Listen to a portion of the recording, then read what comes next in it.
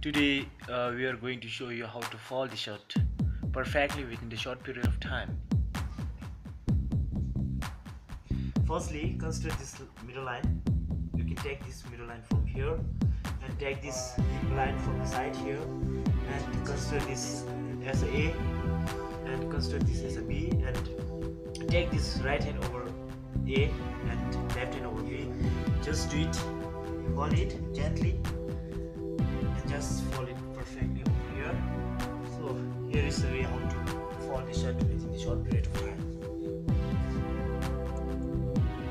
In the second method, we have to hold the shirt from the down, take it over here, just do it like that, just hold the shirt from here, do it, just do it from the side,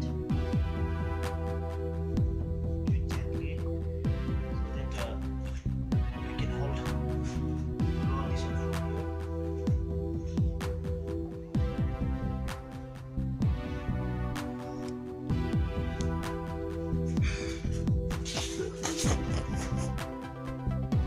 Here is how we can hold the shirt perfectly, and it can be useful while you are traveling from one place to another.